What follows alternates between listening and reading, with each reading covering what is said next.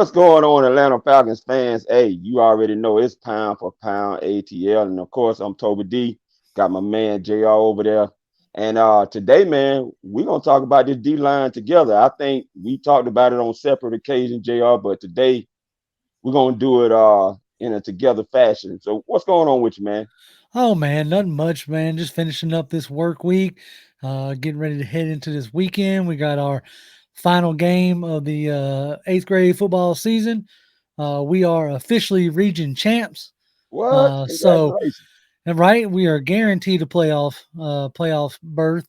And if I'm not mistaken, I think if we win this game tomorrow, we'll have like home field advantage or whatnot during the playoffs. So, yeah, good times. It's awesome. It's fun. But as you said, we're here to talk about this D line, Yes, sir. something that is garnering some like full on respect, Yeah, and garnering some attention. Now, we're not necessarily in there as far as like the full D line sack department, like the full deal, because I think we're sitting around 9 or 10 sacks on the season. And if I'm not mistaken, your sack leader is Buffalo right now at 25 sacks. So I know everybody loves sacks and all that jazz, but we're not there yet. But you can definitely see where Pease is wanting to go with this, and how he's showcasing and featuring Grady Jarrett, yeah, which um, had to have been what kept Grady here. That was a popular topic this offseason was, hey, is Grady going to stick around, right? yeah, Obviously, they redid his deal, gave him an extension. And uh, so you figure there had to have been some like conversation of, hey, what are you going to do to give me some help, so to speak? What are we going to do to feature me in a way? Like, what are the reasons that I'm going to want to stay here outside of just money, right? yeah, yeah.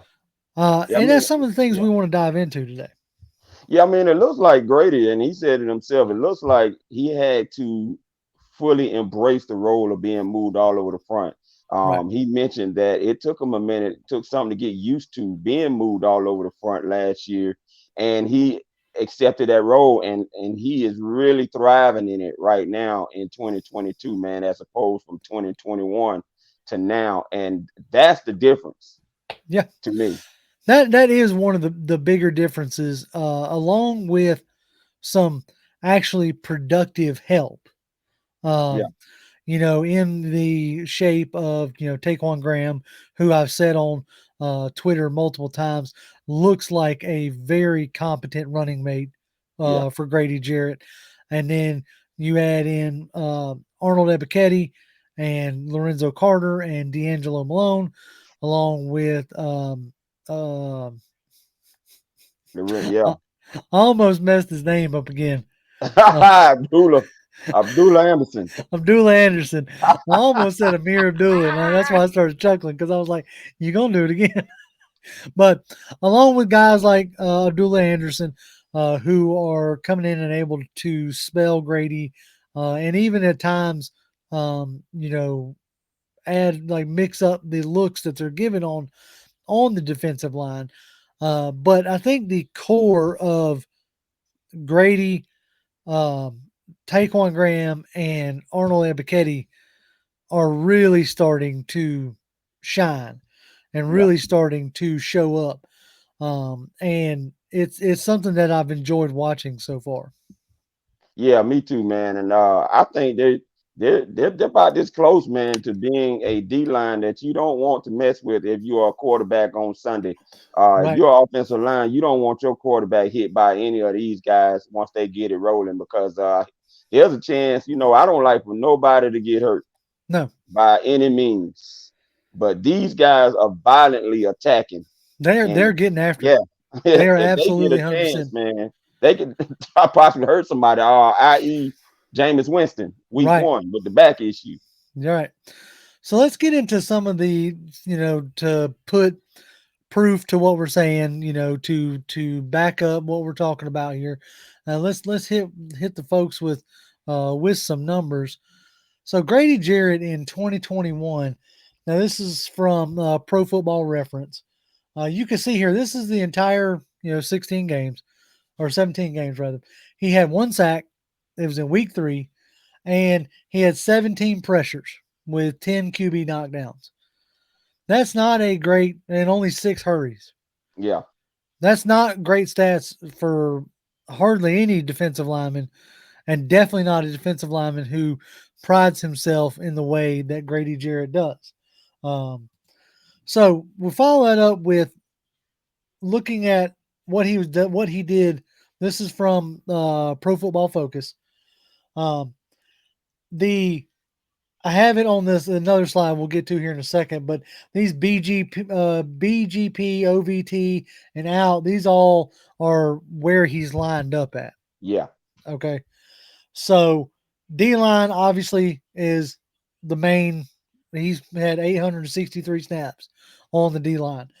The BGP, I believe, is at Snaps at those. defensive tackle. I Right. got them. Yep. Yeah. Snap at defensive tackle. Uh, Here's the snaps that are outside the defensive tackle. Or no, hold on. Let me get to this other one so I can. But you see the numbers here: 634. That's the BGPs where he spent most of the time. Right. So let's take a look at what that is in 2022.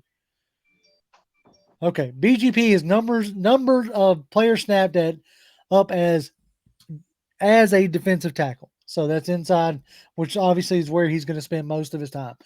Right. Um, the out number is numbers of players snapped lined up at the D line outside of the offensive tackle. So in a 3-4, that's at like the edge type deal. So far he's only done that 4 times. I actually thought it was a little bit more than that. So it's interesting to see that it was only 4 times. Yeah. Now here's the deal: number of plays lined up over the offensive tackle. So like head up on the offensive tackle. He's 44 snaps on that. Most of it came in week 4. So the thing that I thought was interesting on D line already through 6 games, he's already had 319 snaps at D line. Wow. And last year in all 17 games, it was a grand total of 800 snaps. So he's already like close to half, and we're only in 6 games in. Right. So that's telling me that, you know, they're moving him around more and he's getting a lot more usage. He's not coming off the field. Yeah. And that obviously had an effect on his, production as well last year.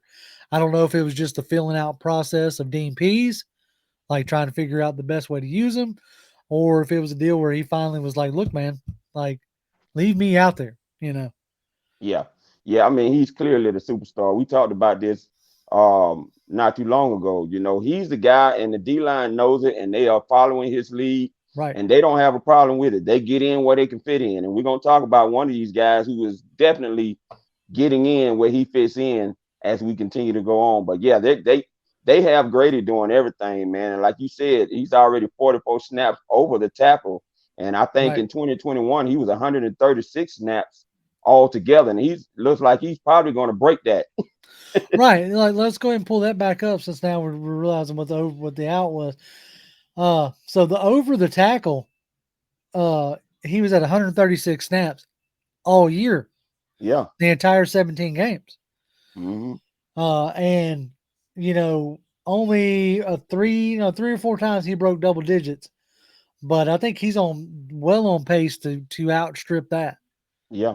So it'd be interesting to see if, like, I'd like to go back, and I'm sure there's some metric somewhere or somebody that could like really tell us, but I'm wondering if that his 4 sacks that he's already gotten this year, I wonder how many of them have come over the tackle, like splitting the tackle and the guard, and because he's so good at that.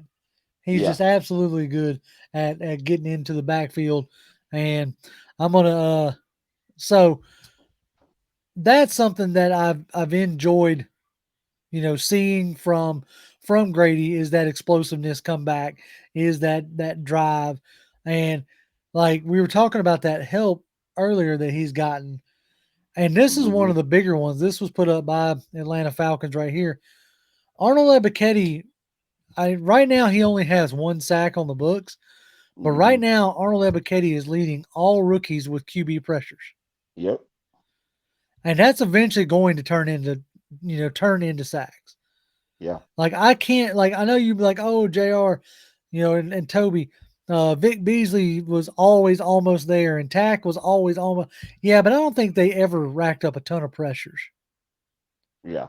Like I could be wrong. I'd have to do some digging on it, but I don't think they ever actually racked up a ton of pressures. So for the fact that Ebiketie is already doubled Aiden Hutchinson in amount of QB pressures, I think that's eventually going to translate into sacks for him.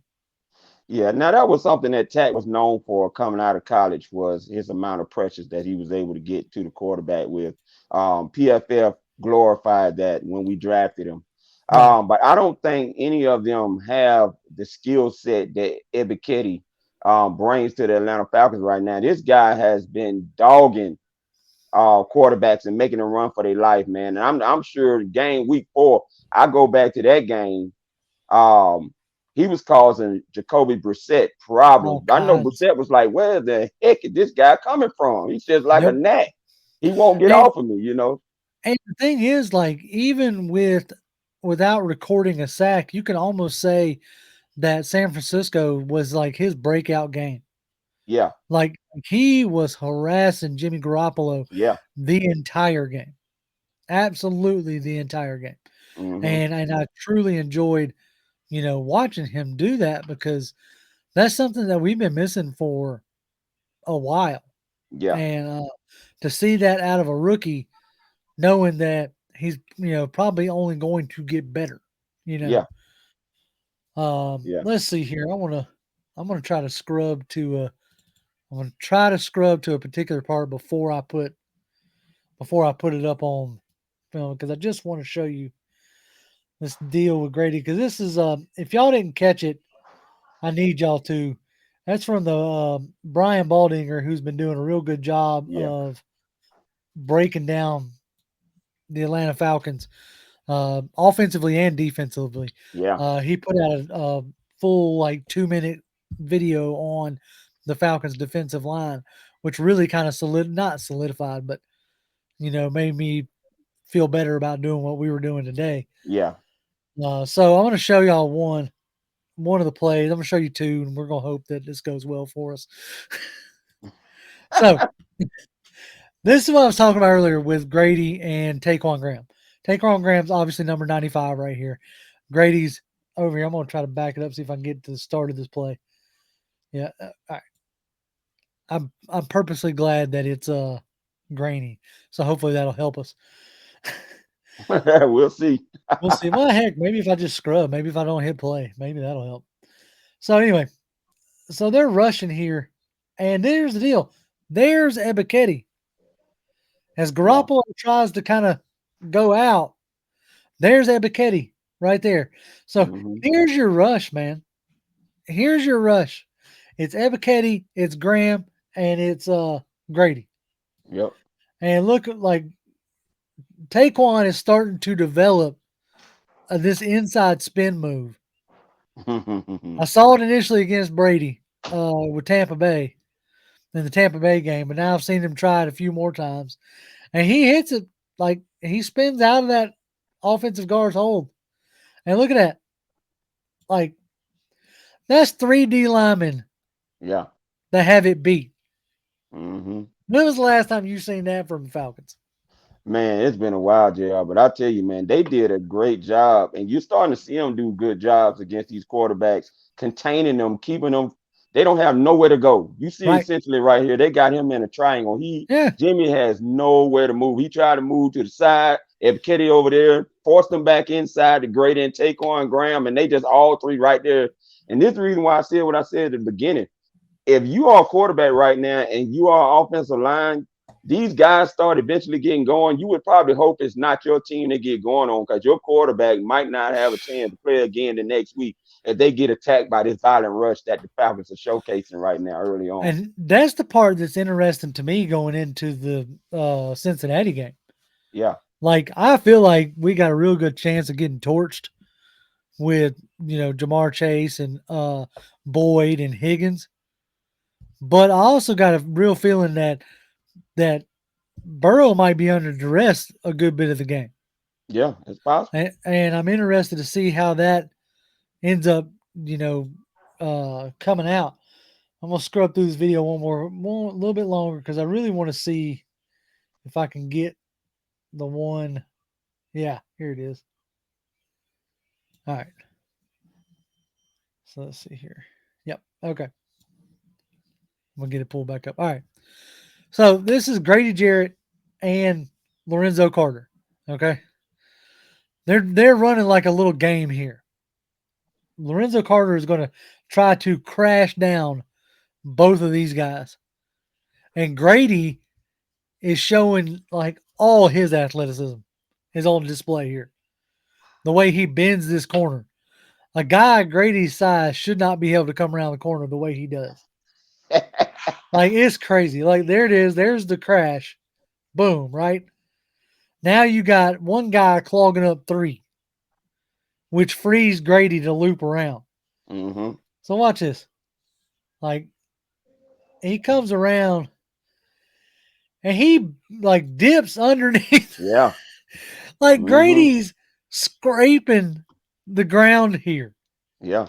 coming around the corner. And like Garoppolo gets the ball out, but dude, had that not been a quick pass, sack, Yeah, done, it's a sack. It's a done. sack. And I'm telling you, I'm loving these twist stunts right now. Oh man. I didn't even realize that him and Ogun Deji was doing this last year when Yep. Grady was getting open, and they continued it now with Lorenzo Carter. And this is a twist stunt that they did against Tom Brady them to get that would have been probably a game-winning sack that Grady Jarrett got, but I'm not gonna rehash that. But they are loving these twist stunts, and you got these two guys, and I'm thinking they're gonna probably pretty much be able to do that with Ebiketie too soon, Oh yeah. as the year goes along. But man, I'm excited about the potential. And shoot, Jr., you saying they got 9, 10? I don't even know if they at 10 yet. They may be at eight I sacks, think they're but just at 9, and then yeah, depending on which site you look at, it's either 9 or 8.5. yeah, Um, so, but I really feel like it's going to start coming in bunches. yeah, We've played some halfway decent O lines. Uh, yeah, some guys who have been able to move a little bit more, and you yeah, still got that coming up with Burrow and who else we got? Don't we play the Cardinals this year? yeah. We got the Cardinals. So you got Murray. So, uh, but I'm really hoping that they start coming in bunches because like Grady is just a man on a mission. Yeah, he is. And He is. like you talk about, I'll show you like this is a clip from the Browns game, right? Like I'm gonna back it up some. So you're starting hearing that what they're doing a lot is, this is 4-man rush, which they've gotten success with as far as pressuring the quarterback. I mean, Grady is up over the guard. He just abuses that guard. Yeah, Like hits his patented swim move, and he just absolutely takes down Brissett on that one. It was just a well done play. It was a yeah. well designed. And I tell you what, I've noticed he's added another move onto that swim move, like a jab club type of move Right. to finish it off, to really keep that guard or tackle off of him, so that he can get back there and complete the mission, man. But and one thing we got to talk about is he's already matched his total at playing nose tackle for the Atlanta Falcons with 63 this year, and he had 63 all of last year. He's already matched that, and so that just goes to show you how much trust they have with him wreaking havoc in that middle, man, of that Oh yeah. defense. I'm excited. Yeah. No. Like Grady. The fire that he's playing with, the success that he's having. The fact that he's already got, depending on which side you look at, 3.5 or four Yeah, 4 sacks, and we're only 6 games in. Yeah. Like he is truly like when I mean Dean Pease said it when he came here that he felt like that Grady could be like Jarrell Casey. Yeah. And you're really starting to see it show up week in and week out. He is absolute and the bigger, to me, the bigger deal is uh whether they're getting home or not, you're having consistent enough play out of the other D linemen who Mm-hmm. I'm now going to start calling Grady's bunch.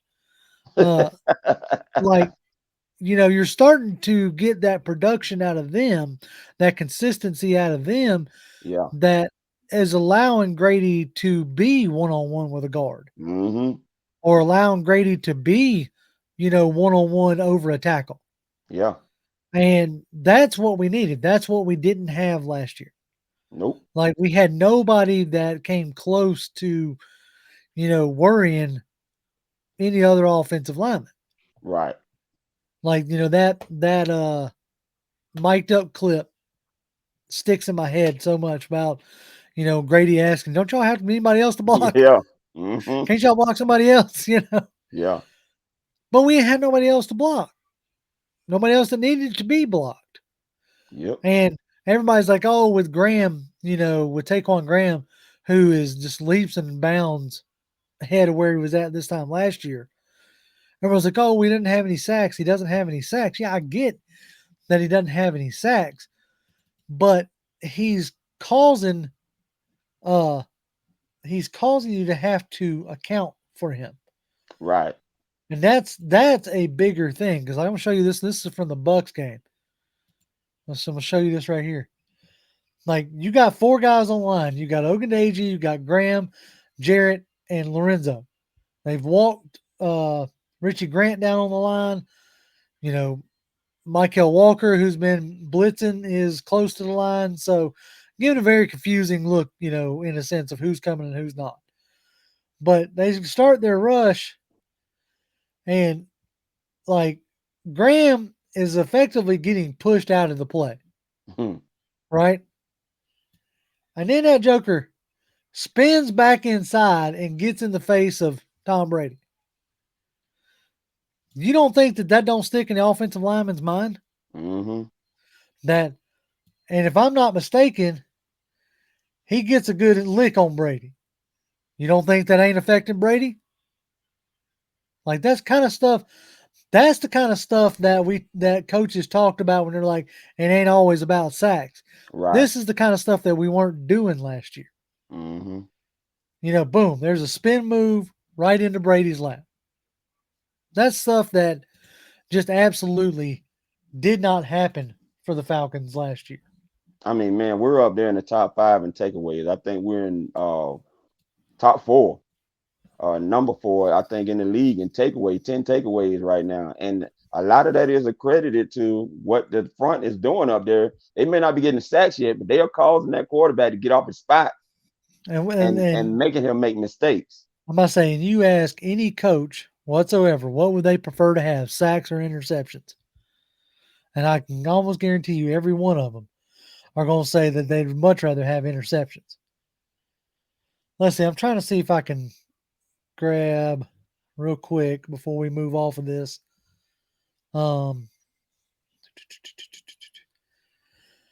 I was trying to see if I could get QB hits of the team itself. I was going to try to see if I could pull that up real quick. You don't remember that from last year off the top of your head, do you? I don't actually. When I found it, I was looking at ESPN. The ESPN site is where I found it at when I looked up the whole team, and then it gives Mm-hmm. you like the hits and the pressures and the sacks. Yeah, Uh, let's see here. but I don't even remember. I was looking at it last week. Okay, grand total team hurries last year was 48 in the entire 17 games. 48 hurries, and let's see, they don't have team hits. QB knockdowns was 39 for last year.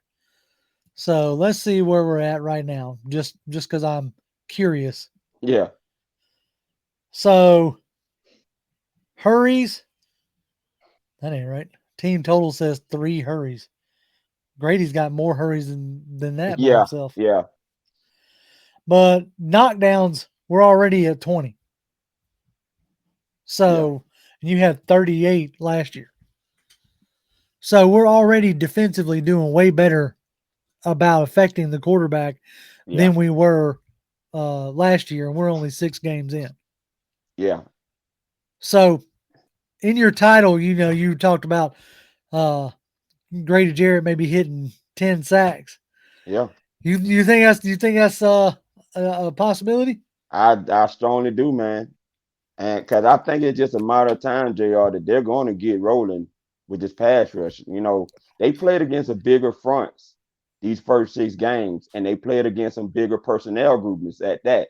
Right. So that has slowed them down a little bit, but they're going to get a chance to see a lot more 11 personnel, like starting against these Bengals, who Yep. I think they was in top 5 according to sharp football analysis as a team that like to use a lot of 11 personnel and one running back and one tight end. So this is a chance for that 4-man rush. Either way it go, it's not just, and I think a lot of people get it confused with saying that just our 4-man rush is not getting to the quarterback.